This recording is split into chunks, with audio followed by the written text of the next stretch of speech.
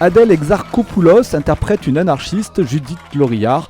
À Montpellier, elle a parlé de son rôle qui se situe à la fin du 19e siècle, privilégier la personne, l'intime, pour un film qui parle d'une histoire d'amitié entre de jeunes utopistes. Donc la question c'est quoi? Qu'est-ce qui m'a séduit? Oh, il fait trop chaud ou vous vous ennuyez déjà?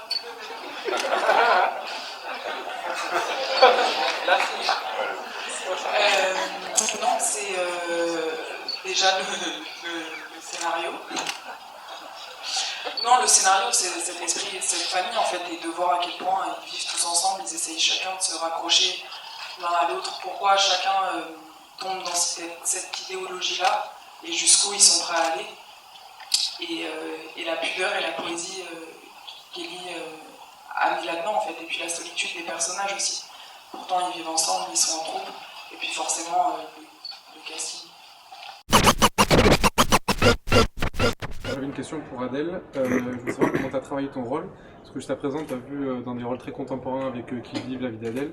Et je voulais savoir comment tu as abordé ce rôle historique, dans un contexte historique, sachant que ta façon de parler, ton allure sont très contemporaines. Justement, c'est pour ça que j'ai choisi ce film, pour essayer de me prouver à moi-même est-ce que j'étais capable de sortir de ma zone de confort où on me laissait mon phrasé à moi, etc. Donc fallait travailler un peu sur la respiration, l'élocution.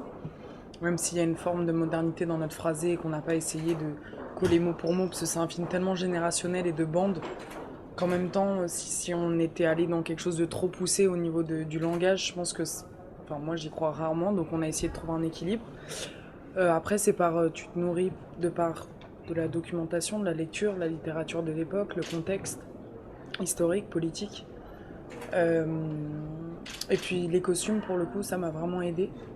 Parce qu'un corset, ça change quand même toute ta manière de tenir, de respirer.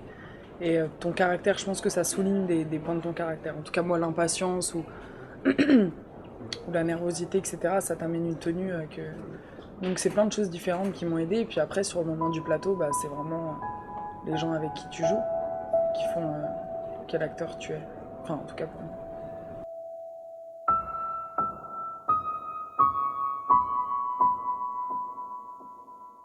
Donc c'était l'occasion pour moi de faire une sorte de dream team du jeune cinéma français de maintenant. Et ça m'excitait en tant que cinéaste. D'autre part, certains acteurs, j'avais déjà travaillé avec certains acteurs, Sarah Le Picard, Guillaume Gouix.